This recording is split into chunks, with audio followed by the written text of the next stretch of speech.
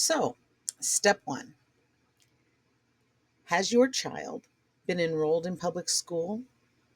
If so, it's important that you notify the school that you're withdrawing.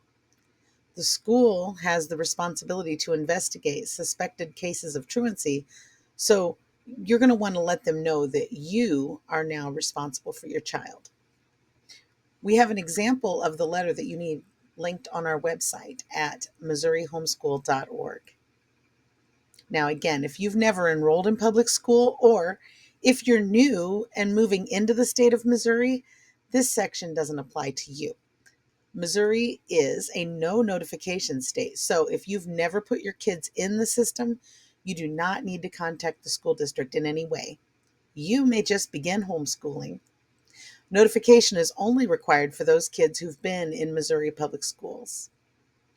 Now, if you're withdrawing from a private school, you may just follow whatever the policy is at that school. The withdrawal letter isn't really needed here because that letter I mentioned, it's specifically crafted for withdrawal from government-funded schools. The basic gist here is you just need to provide the school district with written notice that you plan to withdraw. Now, once you have your letter written, you have two options.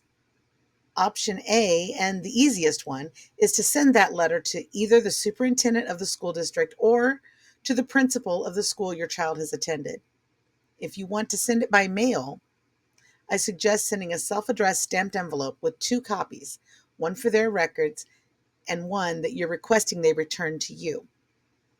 Now, that said, they very well may not return the letter to you, so we suggest you go to the post office and ask to send that letter certified mail, return receipt requested.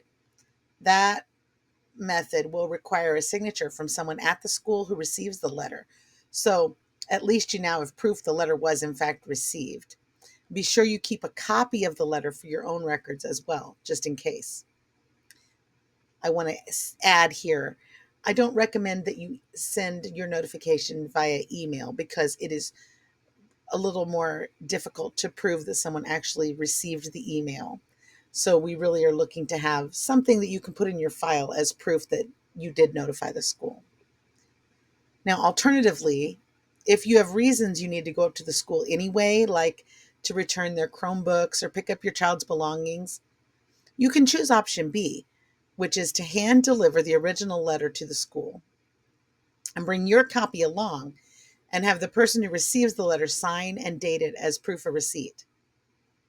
Understand, though, that this is sometimes a more problematic solution. If the school requests you to sign any other homeschool forms for them, politely refuse. This form from the school most likely is an optional declaration of enrollment that is absolutely not required. Filing this optional declaration of enrollment has actually led to unwanted and unnecessary future contact with the district or even the prosecuting attorney for some families in this state. You don't want that, so just politely decline to sign. Just inform them politely that your withdrawal letter is the only thing needed to be in full compliance with the law. If by chance you already accidentally did sign it when you withdrew, don't worry. You can politely decline to re-sign when they come back to you next year.